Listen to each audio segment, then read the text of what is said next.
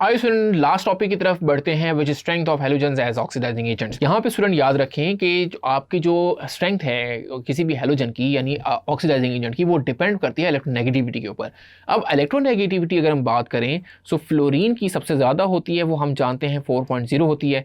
फिर जब ग्रुप में आते हैं क्योंकि साइज़ बढ़ता है तो इलेक्ट्रोनेगेटिविटी कम हो जाती है, fluorine, chlorine, bromine, iodine. So student याद रखें कि इलेक्ट्रोनेगेटिविटी होती क्या है, tendency to attract shared pair of electron. तो फ्लोरीन सबसे ज़्यादा इलेक्ट्रॉन पेयर को अपने साथ अट्रैक्ट कर सकता है, यानी फ्लोरीन ये काम कर सकता है, एक इलेक्ट्रॉन गेन करके ये एक्चुअली F-1 में कन्वर्ट हो जाएगा।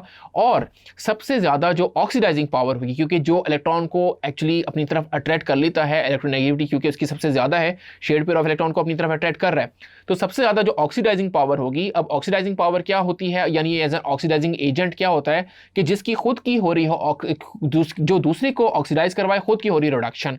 तो फ्लोरीन में एक इलेक्ट्रॉन एंटर हो रहा है तो गेन ऑफ इलेक्ट्रॉन हो रहा है, तो इसकी क्या हो रही है, रिडक्शन हो रही है। सो हम कह सकते हैं कि आपको फ्लोरीन की जो है ऑक्सीडाइजिंग पावर सबसे ज़्यादा होगी as compare to chlorine, as compare to bromine और एज कम्पेयर टू आयोडीन। तो आपको decreasing trend in oxidizing agent मिलेगा।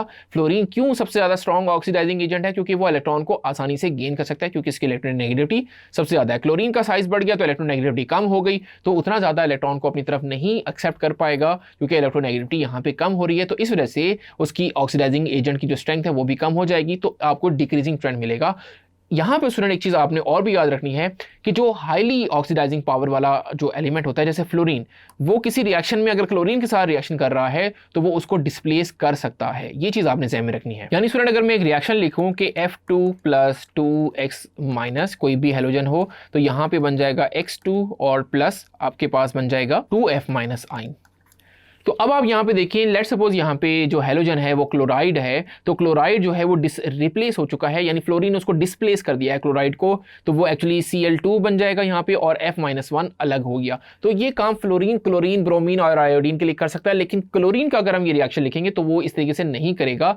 यहाँ पे जो हेलोजन है वो आपको ध्यान में रखना है कि हर ऊपर वाला नीचे वाले को डिस्प्लेस कर सकता है, यानी हर ऑक्सीडाइजिंग जिसकी एजेंट स्ट्रॉन्ग ऑक्सीडाइजिंग एजेंट होगा वो एक्चुअली जो लो ऑक्सीडाइजिंग पावर वाला है उसको वो डिस्प्लेस कर सकता है। होपफुली ये स्टूडेंट आपको ट्रेंड अच्छे से समझ आ गया होगा। बढ़ते हैं अब नेक्स्ट ट्रेंड की तरफ which is acidity of hydrogen halides. यहाँ पे स्टूडेंट याद रखें कि एसिडिटी यानी जो आपके पास एसिड कौन से होते हैं, जैसे HF जो है वो एसिड है, HCl फिर एसिड होगा, HBr हाइड्रोब्रोमिक एसिड होगा और HI हाइड्रो आयोडिक एसिड होगा। अब एसिड क्या काम करते हैं, जैसे HF को मैंने वाटर में मिलाया तो वो आपको देगा हाइड्रोजन आइन और फ्लोराइड आइन। इसी तरह HCl को अगर मैं वाटर में मिलाऊंगा तो वो आपको देगा H+ आइन और क्लोराइड आइन। इसी तरह अगर मैं HBr को मिलाऊंगा तो वो आपको H+ आइन और ब्रोमाइड आइन देगा। ये कब देगा, जब इसको हम वाटर में मिला रहे हैं, in water. So strong acid कौन होगा और क्यों होगा। देखिए स्टूडेंट, एसिड स्ट्रेंथ ज़रा डिफरेंट है, यानी जो HF है वो सबसे वीक एसिड है और ये एसिडिक स्ट्रेंथ बढ़ता है जब आप HCl में आते हैं, देन HBr में आते हैं और देन HI में आते हैं। अब यहाँ पे आपको ख्याल क्या करना है, सबसे पहले आपको पता लगाना है कौन जो एसिड स्ट्रॉन्ग है वो एक्चुअली करता क्या है। जो आपको ज़्यादा से ज़्यादा हाइड्रोजन आइन देगा वो आपका स्ट्रॉन्ग एसिड होगा।